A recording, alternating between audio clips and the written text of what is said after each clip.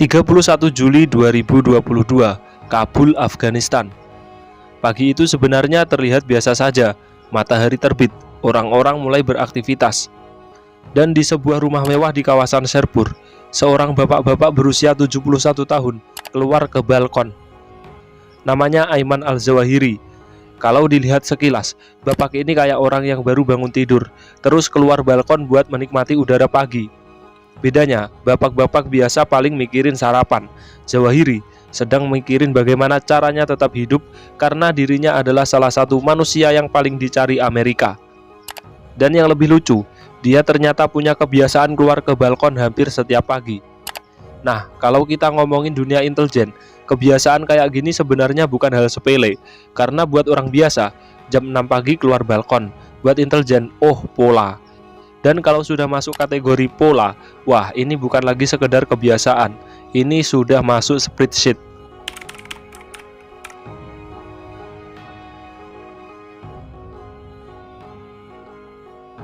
Ayman Al-Zawahiri lahir di Mesir pada 1951. Dan menariknya, dia sebenarnya seorang dokter. Iya, dokter. Jadi kalau kehidupan berjalan normal, mungkin karirnya bakal kuliah kedokteran, buka praktik, pasien datang, "Dok, saya batuk," terus dia jawab, "Minum obat, selesai." Tapi hidup Zawahiri ternyata mengambil jalur yang berbeda. Dia kemudian terlibat dalam kelompok militan di Mesir. Lalu pada era perang Afghanistan melawan Uni Soviet, dia masuk ke lingkungan jihad internasional. Disinilah kemudian dia bertemu dengan Osama bin Laden, dan pertemuan itu akhirnya mengubah hidupnya. Zawahiri punya pengalaman organisasi, bin Laden punya uang dan jaringan. Kalau diibaratkan bisnis, ini kayak dua orang buka perusahaan. Yang satu punya manajemen, yang satu punya modal. Bedanya, perusahaannya bukan perusahaan ekspedisi, tapi Al-Qaeda.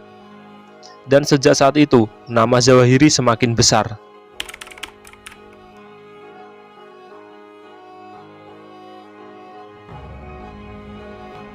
Setelah Al-Qaeda berkembang, Zawahiri menjadi salah satu orang paling dekat dengan Osama bin Laden.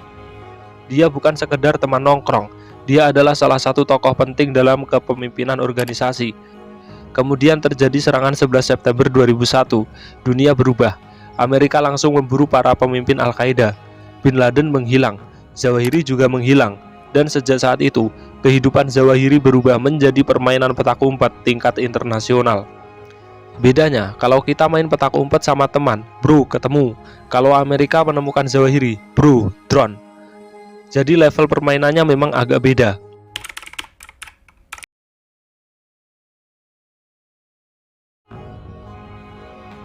Tahun 2011, Osama bin Laden akhirnya tewas dalam operasi pasukan khusus Amerika di Pakistan. Setelah itu, siapa yang mengambil alih Al-Qaeda? Ya, Ayman Al-Zawahiri. Jadi kalau dilihat dari struktur organisasi, bosnya meninggal, wakilnya naik. Masalahnya, jabatan baru ini bonusnya bukan mobil dinas. Bonusnya adalah jadi manusia nomor satu yang diburu Amerika. Zawahiri kemudian menjadi pemimpin Al-Qaeda, dan selama bertahun-tahun, dia berhasil menghilang. Amerika mencari, Zawahiri sembunyi. Amerika mencari lagi, Zawahiri berpindah. Begitu terus. Kayak maling yang setiap kali mau ditangkap, GPS-nya selalu mati.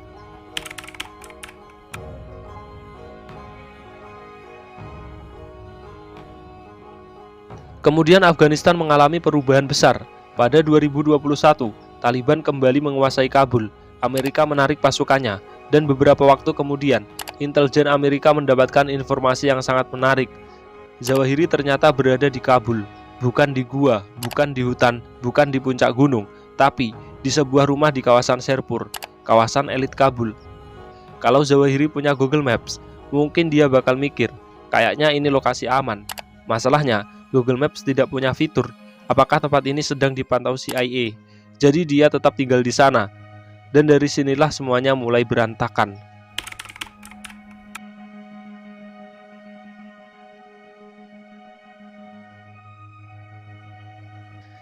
Intelijen Amerika mulai mengamati rumah tersebut, dan mereka menemukan sesuatu. Zawahiri ternyata punya kebiasaan. Setiap pagi, dia sering keluar ke balkon. Ini kalau dilakukan manusia biasa, ya normal, bangun tidur, keluar, lihat suasana, mungkin minum teh. Tapi kalau dilakukan manusia yang sedang dicari CIA, itu namanya, "Bang, jangan kasih pola dong." karena intelijen sangat suka pola. Kalau hari pertama keluar jam 6, hari kedua keluar jam 6, hari ketiga keluar lagi, CIA mungkin sudah mulai, ini bapak kenapa rajin banget ke balkon. Dan semakin lama, mereka semakin yakin bahwa orang tersebut memang Zawahiri.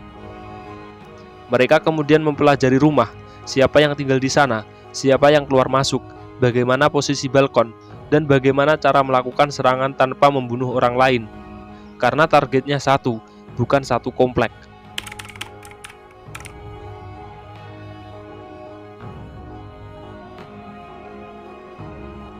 Sampailah kita pada 31 Juli 2022. Minggu pagi, Kabul, sekitar pukul 6:18 waktu Kabul. Zawahiri keluar ke balkon, mungkin dia berpikir, udara pagi. Sementara di tempat lain, orang-orang yang sudah lama mencari dia mungkin justru berpikir, target sudah muncul, dan sekarang tinggal menunggu waktu. Tidak ada suara pasukan khusus, tidak ada kendaraan militer masuk ke depan rumah, tidak ada orang mengetuk pintu. Permisi Pak Zawahiri dari Amerika, gak ada. Serangannya dilakukan menggunakan drone. Dan ini penting, karena menurut pejabat Amerika, mereka berusaha memastikan tidak ada korban sipil. Jadi mereka menunggu momen yang dianggap paling tepat. Zawahiri tetap di balkon dan akhirnya serangan dilancarkan. Bayangkan seorang pria yang selama bertahun-tahun berhasil menghilang, akhirnya justru berada di tempat yang paling mudah diamati. Balkon, tempat terbuka, dan pagi itu menjadi pagi terakhirnya. Serangan drone mengenai posisi Zawahiri. Dia tewas. Menurut pemerintah Amerika, tidak ada korban sipil dalam serangan tersebut. Dan tidak ada pasukan Amerika yang perlu masuk ke dalam rumah.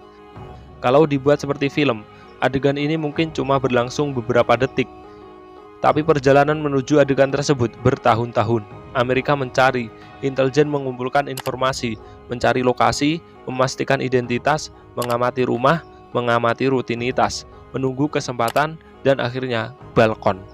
Tempat yang kelihatannya paling santai, justru menjadi tempat terakhir Zawahiri berdiri.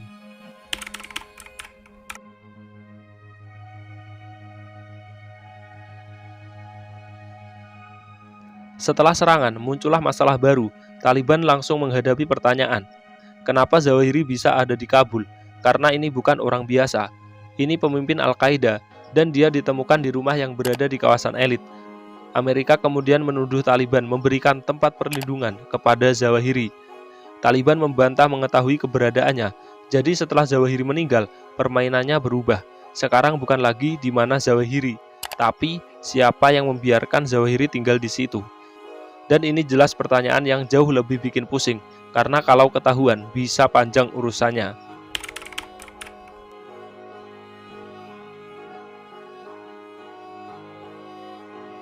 Kalau kita lihat perjalanan hidup Zawahiri, sebenarnya cukup panjang. Dia pernah menjadi dokter, kemudian menjadi militan, bertemu Osama bin Laden, menjadi orang penting Al-Qaeda, menjadi wakil bin Laden, kemudian menjadi pemimpin Al-Qaeda, dan akhirnya diburu Amerika selama bertahun-tahun. Ironisnya, akhir hidupnya justru terjadi ketika dia sedang menjalani rutinitas yang sederhana, keluar ke balkon. Kadang kita memang tidak tahu. Kebiasaan kecil yang kita lakukan setiap hari bisa menjadi kebiasaan yang sangat mudah diprediksi. Kalau orang biasa, jam 6 keluar balkon. Kalau Zawahiri, jam 6 keluar balkon, CIA. Terima kasih atas informasinya, Pak.